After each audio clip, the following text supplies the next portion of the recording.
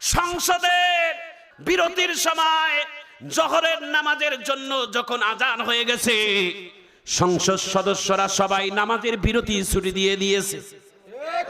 প্রধানমন্ত্রী জনাব তারেক রহমান নিজেই তিনি সংসদের মধ্যে দাঁড়িয়ে বলছেন, যারা মুসলিম তারা সবাই উজু করে নামাজের মধ্যে দাঁড়িয়ে যাও, এটা প্রধানমন্ত্রী নামাজের জন্য আহ্বান। একটু মারহাবা কোন। বাংলাদেশের বিরোধী দলের প্রধান ডক্টর শফিকুর রহমান কি সুন্দর বাংলাদেশের সংসদ সদস্যদের একটা পরিবেশ দেখা যায়। একদিকে এক কালার টুপি, সাদা টুপিওয়ালা অনেক ওলামায়ে কেরাম সংসদের মধ্যে দাঁড়িয়ে তারাও অন্যায়ের প্রতিবাদ করে। বিরোধী দলের কাজেই হচ্ছেন অন্যায়ের প্রতিবাদ করা। অন্যায়ের প্রতিবাদটাকে খারাপ মনে করা যাবে না। যদি কেউ অন্যায় করে অন্যায়ের প্রতিবাদটা তুলে ধরায় কাজ হচ্ছেন ইমানের কাজ। জোরে বলুন ঠিক কিনা?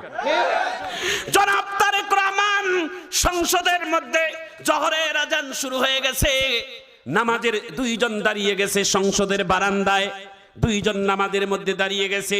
পুলিশের প্রটোকল নিয়ে একজন প্রধানমন্ত্রী যখন নামাজের জন্য যাচ্ছেন, দাঁড়িয়ে দেখে দুইজন বারান্দার মধ্যে নামাজ আদায় করতেছে। সঙ্গে সঙ্গে তিনি এইভাবে হাত জোর করে বলছেন, তারাও আমি প্রধানমন্ত্রী ব্রেক হয়ে গেলাম, তোমরা আমার প্রটোকল তোমরা ব্রেক হয়ে যাও। নামাজ শেষ না হওয়া পর্যন্ত আমি প্রধানমন্ত্রী এখন সামনে দিয়ে যাইতে পারবো না, কারণ আমি বাংলাদেশের প্রধানমন্ত্রী যতই বড় হই না কেন, নামাজ আমার থেকে কোটি কোটি কোটি গুণ বড়। জোরে বলুন ঠিক কিনা?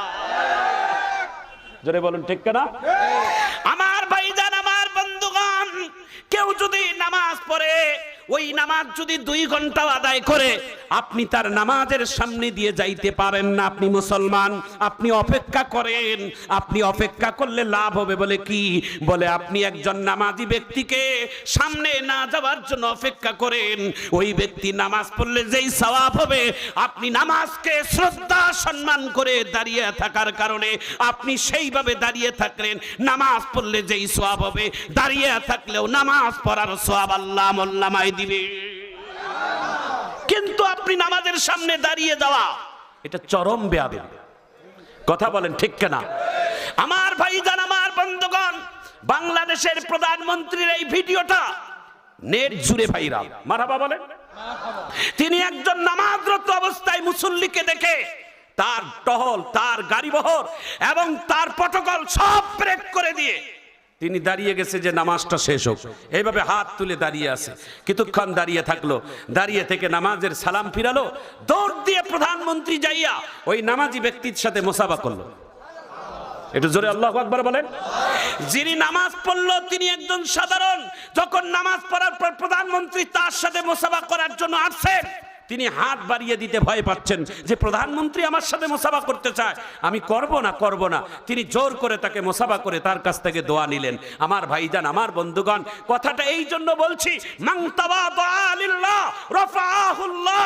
যারা বিনয় হয় তাদের সম্মান আল্লাহ কমায় না, বিনয়কারীদের সম্মান আল্লাহ বাড়ায় দেয়। জোরে বলুন ঠিক কিনা? অহংকার করবেন না, তাকাব্বুরি করবেন না। অহংকারের কারণে বড় বড় রাজা বাদশাদেরকে আল্লাহ তাআলা দেশ ছাড়া করেছে, রাষ্ট্র ছাড়া করেছে, ঘর ছাড়া করেছে, বাড়ি ছাড়া করেছে। জোরে বলুন ঠিক কিনা? শিক্ষা নিবেন, অতীত থেকে শিক্ষা নিবেন। অহংকার করবেন না, তাকাব্বুরি করবেন না, ক্ষমতার বড়াই দেখাবেন না। ক্ষমতা চিরস্থায়ী কারো হয় না। কথা বলেন ঠিক কিনা? এই পৃথিবীতে চিরস্থায়ী ক্ষমতা দুনিয়ার কোনো মানুষের হতে পারে না। ক্ষমতা একজনের চিরস্থায়ী, তিনি কে? একটু জোরে হাত তুলে তিনি বলেন কে? আল্লাহ। আল্লাহর কাছেই ক্ষমতার স্থায়ী, আর কারো কাছে ক্ষমতা স্থায়ী হয় না। একটু জোরে বলুন ঠিক কিনা? আমার ভাইজান, আমার বন্ধুগণ, দিলটা নরম করে দেন। কথাটা বলে চোখের পানি আসতে পারে। হযরতে ফাতেমা রাদিয়াল্লাহু তাআলা আনহা স্বামীর হাত দুটো ধরে ডাক দেয়া বলে, স্বামী আমার, এই হাত আমি ধরছি বিবাহের দিন কালেমা পড়ে, যেই দিন আমার বাবায় হাত তুলে দিয়েছে আপনার হাতে। আজকে হাত ধরাটা আলাদা হাত। বলে কেন? বলে আমি গত রাত্রে একটা স্বপ্ন দেখছি, স্বপ্নটার কথা আমি আপনারে বলি নাই। বলে কেন? বলে আজকে ফজরের নামাজের পরে আমি তাড়াতাড়ি জায়নামাজ থেকে উঠে যাইয়া কাপড় কাচ্ছি, আমি রুটি বানাইছি। বলেন তো স্বামী কেন এই কাজটা করলাম? কয় বলেন কেন? বলে বাবা আমার রাত্রে বেলায় স্বপ্নে দেখাইছে। বলে কি স্বপ্ন? বাবা আমারে সালাম দিয়ে বলছে, মা আজকের রাত তোমার জীবনের শেষ সেহরির রাত, তুমি তাড়াতাড়ি ইন্তজাম করো সেহরির, তোমার পরিবার নিয়ে তাড়াতাড়ি সেহরি খাও, রোজার শেষে ইফতার হবে তোমার বাবার সাথে দস্তরখানায় জান্নাতের খাবার দিয়া। এই স্বপ্ন যখন দেখলাম, কপালের মধ্যে হাত দিয়ে দেখি আমার শরীরে প্রচন্ড জ্বর। এই স্বপ্নের অর্থ হচ্ছে আমি ফাতেমা হয়তো আর বেশিক্ষণ দুনিয়াতে থাকবো না, আমার হয়তো এটাই শেষ মুহূর্ত। এই জন্য আপনার হাত ধরলাম স্বামী। সংসার জীবনে যদি আমার কোনো ভুল ত্রুটি হয়ে থাকে, আমি যদি কোনো অপরাধ করে থাকি, আপনার হুকুম যদি কোনোদিন অবমাননা করে থাকি, আমি স্ত্রী হিসেবে আমাকে ক্ষমা মাফ করে দেন। আপনি স্বামী যদি মাফ না করেন, কিয়ামতের ময়দানে আমার বাবা আমাকে মেয়ে বলে পরিচয় দিবে না। জোরে আল্লাহু আকবার বলে। আপনি আমারে ক্ষমা করে দেন। হযরত আলী তখন কান্দে, চোখের পানি ছেড়ে দিয়ে কান্দে। দুইজনের কান্নার আওয়াজ শুনে, ঘরের মধ্যে ছিল ইমাম হাসাইন হুসাইন, মা বাবার কান্না শুনে তারা দুই ভাই এসে ঘরের ভিতরে আসলো। এসে দেখে মা বাবা কান্দে, বাবাও কান্দে। মা কান্দে বাবার দিকে তাকাইয়া, আর বাবা কান্দে মায়ের দিকে তাকিয়া। সবাই বলেন, সন্তান যখন দেখবে বাবা মা দুইজনে কান্দে, তাহলে সন্তানদের অন্তরের ভিতরে একটু হলেও তো ব্যথা হয়। কথা বলেন ঠিক কিনা? বাবা মার সুখে, বাবা মার আনন্দে, বাবা মার ভালোবাসা দেখে সন্তানদের মনে আনন্দ আসে। বাবা মার যখন অশান্তি কিছু লাগে, সন্তানদের এমনি কষ্ট হয়। এই জন্য কোনোদিন সন্তানদের সামনে আপনাদের অভিমান, আপনাদের ঝগড়া, আপনাদের মারামারি কাটাকাটি সন্তানদের সামনে করবেন না, কারণ আপনার এই সমস্ত কাজে সন্তানের অনেক বড় ক্ষতি হয়। জোরে বলুন ঠিক কিনা? আমার মায়েরা, আমার ভাইয়েরা, জানি না এই কথাগুলো জীবনে হয়তো আপনার মূল্যবান, এই কথাগুলো হয়তো কাজে লাগতে পারে। জীবনের পরিবর্তন আল্লাহ তাআলা করে দিতে পারে। একটু জোরে বলেন আমিন। আরো জোরে বলেন আমিন। বিশ্বনবী মুহাম্মদুর রাসূলুল্লাহ সাল্লাল্লাহু আলাইহি ওয়াসাল্লামের কলিজার টুকরো, নয়নের মণি হযরতে ফাতেমা আলীর হাত ধরে বলছে, স্বামী আমার, আমি এই জন্য সকালবেলা তাড়াতাড়ি কাপড় ধুইছি। কেন? বলে আমি আমার নিজের হাত দিয়ে জীবনের শেষ স্বামীর কাপড়গুলো আমি হাত দিয়ে ধুয়ে দেই। সুবহানাল্লাহ বলেন। তাড়াতাড়ি রুটি বানাইলাম এই জন্য যে আমি যদি মারা যাই, তাহলে ইফতারের মধ্যে আপনারা কি খাবেন? আপনাদেরকে তো ইফতার করা লাগবে, খাওয়া লাগবে। জীবনের শেষ আমি আমার হাত দিয়ে রুটি বানাইলাম, আমি হালুয়া বানাইলাম, যাতে করে আমার হাতের শেষ খাবারটা আপনারা সন্তান এবং আপনি খাইতে পারেন। একটু চিৎকার দিয়ে আল্লাহু আকবার বলেন। আমার ভাইয়েরা, আমার বোনেরা, স্ত্রী কাকে বলে, স্বামী কাকে বলে? নবীর কলিজার টুকরো মেয়ে ফাতেমা এমন শরীরের প্রচন্ড জ্বর নিয়ে তাড়াতাড়ি তিনি রুটি বানাইলেন, কাপড় কাচলেন, হযরত আলীর কাছে বিদায় নিলেন। হযরত ইমাম হাসাইন হুসাইন, আলী এবং ফাতেমার কান্না দেখে দুই ভাই যখন ঘরে ঢুকলেন, ঘরে ঢুকার সঙ্গে সঙ্গে ফাতেমার ডাক দিয়া বলে, হাসান হুসাইন রে, তোর বাবার সাথে আমার গোপনে একটু আলাপ চলতেছে, তোমরা দুই ভাই এই মুহূর্তে তোমরা নানার কাছে যাও। নানার কাছে বলতে নানা তো জীবিত নাই।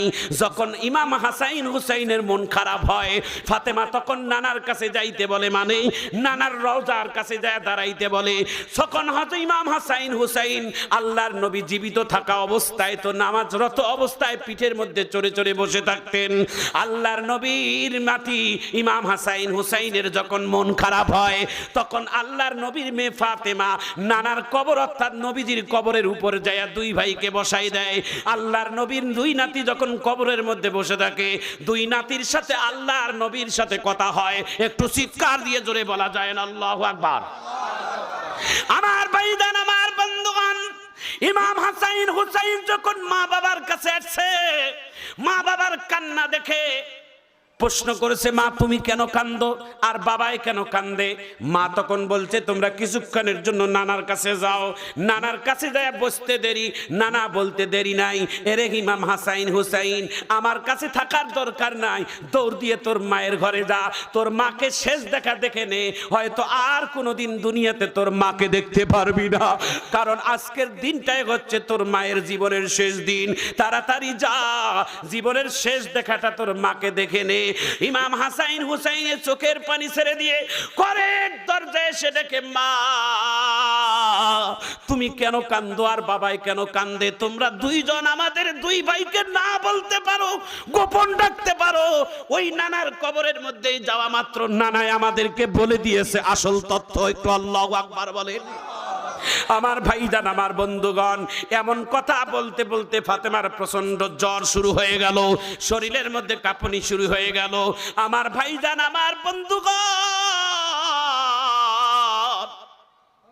ফাতেমা আলীর হাত ধরে একটা ওসিয়ত করছে, স্বামী আমার একটা ওসিয়ত বলে কি, আমি ফাতেমা মারা গেলে আপনি কবরের মধ্যে নিজেই নামবেন। আল্লাহর নবীর মেয়ে ফাতেমা মারা গেলেন, ঘটনাটা শর্টকাট করে বলে দেই। এ মায়ের জাতিরা রে, কথাটা বলছিলাম এই কথাটাই বলতেছি, এই জন্য শর্টকাট করে। ফাতেমার ইন্তেকাল হয়ে গেল। ফাতেমার কবর খননের জন্য একজন জলিল কদর সাহাবীকে ফিট করলেন। সেই সাহাবীটার নাম হযরতে আবু যর গেফারি রাদিয়াল্লাহু তাআলা আন। নিজের হাতে ফাতেমার নয়নের মণি, নবীর কলিজার টুকরো মেয়ের জন্য কবর খনন করলেন। এত সুন্দর কারিগর ছিলেন হযরতে আবু যর গেফারি কবর খনন করা। মক্কা মদিনার মধ্যে আবু যরের মধ্যে সুন্দর করে কাটিং করে কবর খোঁড়ার মতো আর কেউ দ্বিতীয় ছিল না। নবীর মেয়ের জন্য নিজের হাত দিয়ে সুন্দর করে সময় করে কবর বানাইলেন। কবর বানাছে, ওই কবরের মধ্যে হযরত আবু যর গিফারি নিজেই শুয়ে যাইয়া সঙ্গে সঙ্গে কবরের মাটিকে প্রশ্ন শুরু করলেন, এরে কবর, এই কবরের মধ্যে একটু পরে যেই মহিলাটা আসবে, এই মহিলাটার একটু ছোট্টখাটো একটু পরিচয় দেই, একটু ন্যাশনাল আইডেন্টি পরিচয় দেই। এই মহিলাটার নাম হচ্ছেন ফাতেমা, আর একটা নাম হচ্ছেন খাতুনে জান্নাত, আর একটা নাম হচ্ছেন সাইয়্যিদা